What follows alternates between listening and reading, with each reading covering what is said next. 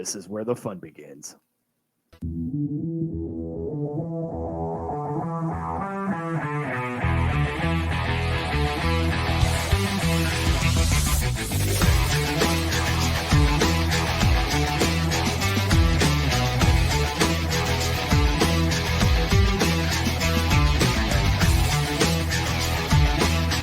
Are you ready for fan-driven Razorback talk?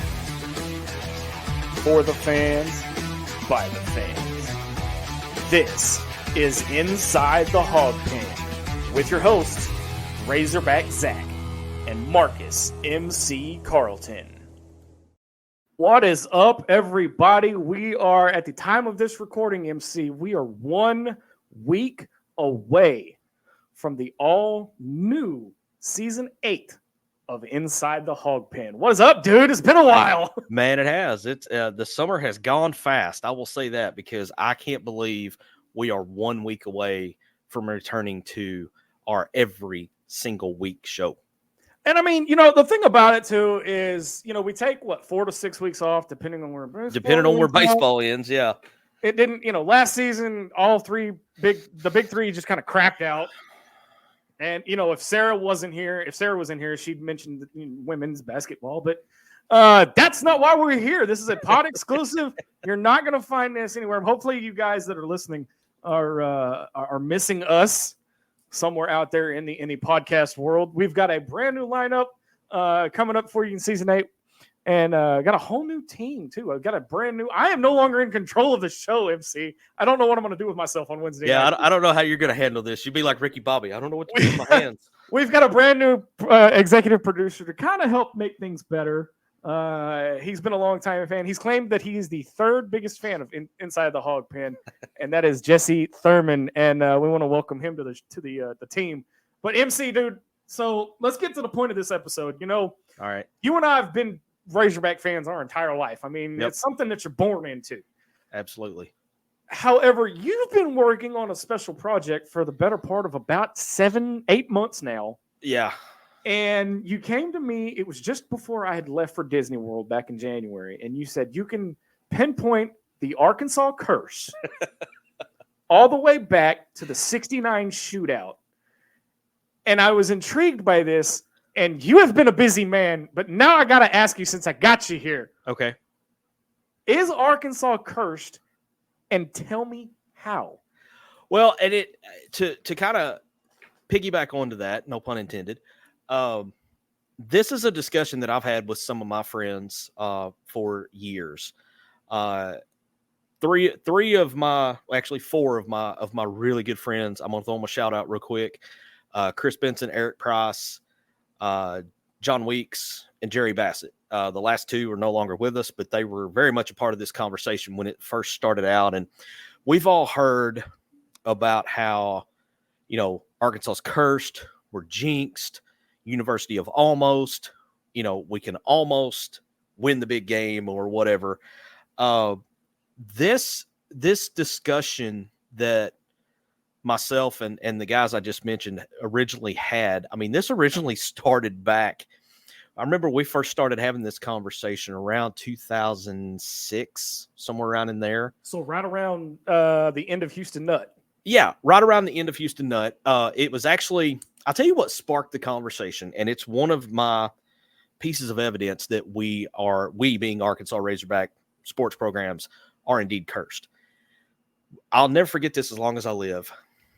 The week following the SEC championship game in 2006, where we played Florida, we all went to lunch, and of course we were doing what we do and breaking down the game and talking about, this should have happened. How did this happen? Well, the obvious came up, the Reggie Fish fumble. Right. So that's what started it. And we were just kind of joking about the fact that, this program's cursed. And then each person sitting around the table at lunch said, yeah, look at this, or look at this, or look at this, and we just, we were sitting there and we kind of put it all together and was like, oh my God, we could trace this all the way back to the big shootout of 1969. There's a really great book about that game, Hogs, Horns, and Nixon's Coming. It talks about the lead up to it and how ABC had the foresight to move this game to the end of the season because they knew these were the two best teams in the country and they would both be undefeated and more than likely be 1-2 at the end of the season. So I was writing questions down because, again, my forte into Razorback athletics doesn't start till 1998.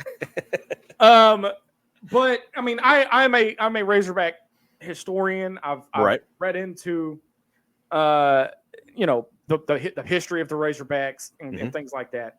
My question is, what is, according to you, because you and I have come from different backgrounds, different. I'm not saying not different backgrounds, different eras, right, of Razorback athletics. Yep. Okay. What are the glory days? Before we get into the deepness of the curse, what are the glory days of Razorback football? Of football, I think you have to say 60s and 70s. This curse that we have. The problem is, it is encompassing with football. Yes, but it's not just football. You just took the words right out of my mouth. It's encompassing all except for track, all of Razorback. I'm sticking to the majors, major sports: basketball, baseball, football. Well, yeah, and I mean that's kind of what I'm saying. Let's start easy, okay, and go since Arkansas has entered the SEC. We'll start there. Okay. All right. And you can fill in the gap because I know I'm probably going to miss a few. The curse includes the 2018 College World Series, the 2006 SEC Championship. The ones that stick out to me, obviously, the foul ball. How many times has a play like that been made? 9 times out of 10, you're going to make that catch. Why? Which was the 10th time that we didn't catch it. Why is it that on the time that it's not caught, it's Arkansas? And it is literally to secure a national title. It's almost like the baseball gods were just frowning at that moment. And you've got, the triangle of doom there between the 3 players that I think it was Eric Cole, Carson Shaddy, and Jared Gates. Jared Gates was right there too. So, I mean, those are 3 really solid defensive players. What are the chances that a ball is going to drop between the 3 of them? That's the obvious one for baseball. Basketball, for me, the obvious one that sticks out is, we won the title in 94. The 95 game against UCLA? Well, UCLA is part of it, but I'm going in a game that Arkansas was not involved in, but it's one of those moments to where you're like, are you freaking kidding me that this just happened? Wait, so the Arkansas curse is involving, as far as basketball goes, yes, is a game that Arkansas wasn't even in? Yes, because stick with me here, okay? Okay. 1995 NCAA tournament, second round. UCLA is playing Missouri. Missouri has a 1-point lead with 3.7 seconds left. UCLA's got to go the length of the floor in 3.7 seconds. This is the one that's burned into my brain as well. They get the ball, 3.7 seconds. Tyus Edney goes the length of the floor in 3.5 seconds, shoots a layup. Nobody gets in front of him because at that point, nobody wants to foul and put him on the free throw line. So Missouri allows him to go the length of the floor in 3.5 seconds, get a layup off. He makes it 0.2 of a second left to go in the game. UCLA wins. If UCLA loses that game right there, Arkansas goes back-to-back because there's nobody else in the field that could beat Arkansas. These freak occurrences keep happening. Tyus Edney going the length of the floor in 3.5 seconds when there's 3.7 seconds on the clock. And this is out on YouTube. If you want to go find it, go YouTube Tyus Edney, UCLA 1995. He goes the length of the floor, hits the layup. They win. They go on. They get all the way to the finals. And then we all know how it happened. They beat Arkansas in the finals. That's the one that sticks out to me in basketball because that would have set the program into that rarefied air of going back-to-back, because at the time, the only ones that had gone back-to-back was the UCLA dynasty of, forever in the 60s and 70s. It is such a freak occurrence, just like the foul ball. Right. The fact that this guy can go the length of the floor. And in football, I've got 2, that really stick out to me, and they're both in the Houston Nutt era. Okay. Of course, the obvious one, Tennessee, 1998. Yep. Okay. Yep. The other one, the 06 SEC championship game. And I have had multiple people, including me, agree. If he catches that ball, Arkansas wins the title. 100%. And it sets a new precedent for Arkansas football. Yeah, it was there because looking back at that game, when that punt happened, this was mid-third quarter. Florida had already used all 3 of their timeouts. You can watch that game and you can see Urban Meyer is shook. Arkansas had scored, I think, 17 unanswered points at that juncture to take the lead of the game. Just forced them to go 3 and out, getting the ball back, all the momentum in the world. You can't tell me Arkansas wasn't going to go down and score again, go up by 10 points. Again, you're looking at these freak occurrences, things that do not happen on the norm. This is another one. The Clint Stoerner fumble is another one. There are other, if you look at that game in depth, there are other freak occurrences in that game, okay? Prior to that happening, Arkansas was getting ready to punt, and the long snapper snaps it over the punter's head out of the end zone, safety, 2 points. Did not happen again the rest of his career. Had not happened in his career to that point. He had not had a high snap. Let me put a bow on this Tennessee game because there was something else that happened in that game that nobody talks about that was just as big as Clint's moment, but it doesn't get the notoriety because of when Clint's moment happened in the game. Okay. So earlier in the fourth quarter, there is a play, and I can't tell you what the formation or anything was, but Jodine Davenport, the rock solid tight end. You know, I mean, if you threw it in, he was like some of the other tight ends that would come along later. If you threw it in his general direction, he was going to catch it, and he was going to get some yak after he caught it. He has a wide open freeway Autobahn opening to the end zone on like a little tight end screen pass almost. Like there's nobody. The closest people to him are the cheerleaders. And Clint lofts it out to him and he drops it. And I mean, it was a for sure 7 points at a very crucial point of the game that probably would have sealed it. And there's a SEC Network had a documentary where they interviewed him and he was talking about it. And he was like, you know, Clint gets all the flack. He's like, I dropped a for sure touchdown. He's like, I hadn't done that. You know, he hadn't done that the whole year.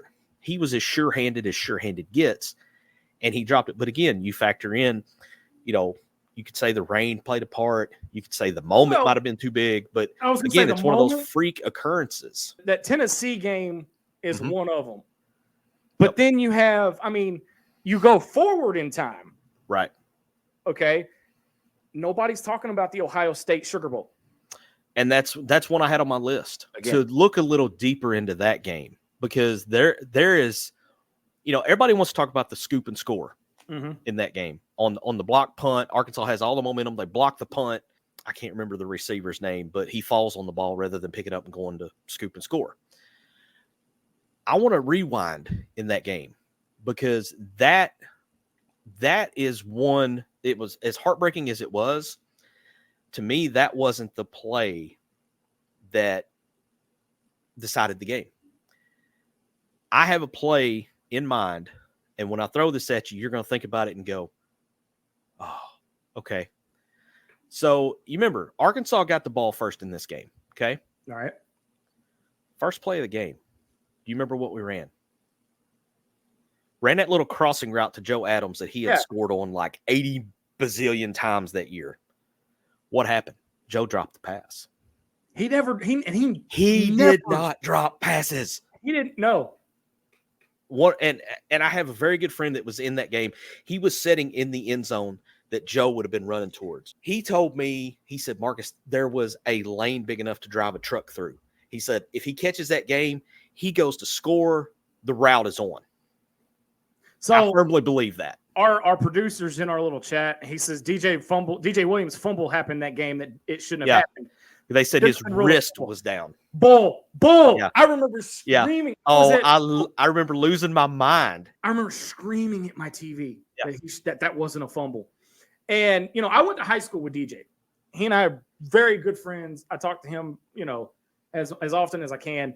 And I asked him one time, I said, okay, you were there. What did you, in the moment, was that a fumble? And he goes, no. No, absolutely not. No. I mean, that's 3 moments right there in one game. Those are the big ones. And that, and then you've got the interception at the end of the game. Yeah. The meat of the curse of what we'll call it happened before Arkansas reached the SEC. They were still in the Southwest Conference. Oh, yeah. Yeah. Okay. You've got anywhere between 69 and what? We'll go 1990 because. Yeah, let's just go to 90. I mentioned that group of guys that I sit around with is where this idea came from. A couple of those guys were a little older, the 2 that are no longer with us, Jerry and John. And they were able to educate me on some of these that happened prior to being in the SEC. I mean, obviously I had read about, studied about the 69 shootout, how big of a game that was for the state of Arkansas, and how painful of a loss it was. I remember after the foul ball in 2018, my uncle, who is the reason I am the Hog fan I am today, I asked my uncle, he's in his early 70s now, and I asked him, I was like, is this what it felt like in 69 after you lost a big shootout? And he said, no, 69 was worse. Bad calls are going to happen, part of the game. Those freak occurrences that just keep popping up for Arkansas time after time after time. You go outside of the 69 shootout, okay? I'm going to jump ahead a little bit. Basketball, Eddie Sutton. Okay. 78, the triplets go to the Final Four. Yep. Okay. 79, they get to the Elite Eight. Do you know who they played in the Elite Eight that year? Indiana State and Larry Bird. So there is a play late in that game. U.S. Reed gets tripped blatantly. You can see it on the video. He is tripped. Instead of a foul being called, they call a travel. Indiana State gets the ball back. Bird goes down, hits a jumper. They win. Freak occurrence there. I don't chalk that up to a bad call. I put that as a freak occurrence. So that keeps Arkansas from going to back-to-back Final Fours under Eddie Sutton. Fast forward to 1985. The Arkansas-Texas game, SWC championship on the line. Okay? Always a back-and-forth game. Arkansas loses that game by 2 points. Okay? So you think, okay, hard-played game. No harm, no foul. Greg Horne. Greg Horne was the field goal kicker. Greg Horne missed 5 field goals in this game. 5. 1, 2, 3, 4, 5. 5 field goals. Arkansas loses by 2. 15 points were left on the field. Greg Horne, 5 missed field goals. So that's 1985. Okay? Okay. Another freak occurrence. 5 field goals in one game. You lose the game by 2 points. All right. Lose the SWC title. 1987. Okay? 1987, if you look around the world of college football, Miami, one of the teams, the U. This is 1 year before the Catholics versus Convicts game. So Miami's, if they're not on top of the world, they're top 3. Okay. Arkansas goes down to Miami and outplays Miami. They are up, I believe it's 15-13 in the fourth quarter. Miami throws a pass across the middle, and it literally hits Steve Atwater. Okay? Everybody knows Steve Atwater, one of the greatest Hall of Fame football players of all time on the defensive side. I got to meet him last season. Interception hits him right here. He drops the interception. Would have sealed the game because at that point Miami was out of timeouts. Arkansas would have had the ball. All they got to do is go kneel it 3 times. Game's over. Arkansas wins. Drops it. Miami comes back the next play, gets inside field goal range, kicks field goal to win the game. They win 16-15. And it's just like, yeah, because Atwater didn't drop interceptions. He didn't make mistakes at all. No. And this is the one, again, I keep saying it. I sound like a broken record. Freak occurrence. But it's another one that's just like, how? How does this happen? Every program in the country feels like they're cursed, except for the University of Alabama. Every program is going to feel like they're cursed. We just have the facts to back ours up. I mean, this is, I've kept these receipts here, and then so as we're talking about this, I keep using the word curse. Okay. So I looked up Merriam-Webster's definition of what a curse is. Oh, Lord. And it says a cause of great harm or misfortune. Okay, that fits. That fits.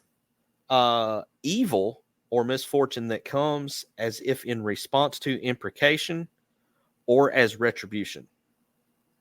Okay. Okay. That's using it as a noun. As a verb, all right, you'll like this one. To bring great evil upon. So when I say Arkansas is cursed and I start throwing out all these freak occurrences, that is the great evil that has been brought upon. Because now I got to ask, because my analytical mind has now gone into overdrive. What caused the curse? That is the $1 million question. I have heard some, there have been rumblings, when Arkansas has one of these losses, that it's just like, we're cursed. Some of the ones that we've pointed out here, the most recent ones, even as far as like losing to SEMO this year. I mean, again, how the hell does that happen? Okay. And I hadn't thought about this receipt, so to speak, until now. Okay. This baseball season, how dominant was Hagen Smith all year long? Superman, right? Oh, I know where you're going with this. Yes. Basically Superman. $8 million man now. $8 million man. First round pick. Top 5 to the White Sox. Yeah. The south side of Chicago. Okay. And I think I know where you're going with it. The last game he pitched, what happened? His last time in a Razorback uniform, one bad inning in that K-State game. And that ruined his ERA. The man had been so dominant all year long. Now, to get back to your question, what's the cause of it? I don't know if there's any truth to this or not. I've seen it on Twitter multiple times from different people. Okay. That the campus of the U of A was built over an old Indian burial ground. Why is it that every time a curse is mentioned in any kind of aspect, it's always circled back to an ancient Indian burial ground?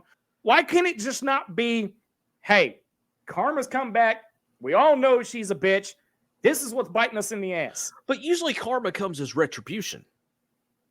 If it's karma, what's the retribution for? Was Frank really that bad? God rest his soul. But well, okay, so everybody's going to have their opinion of Frank, right?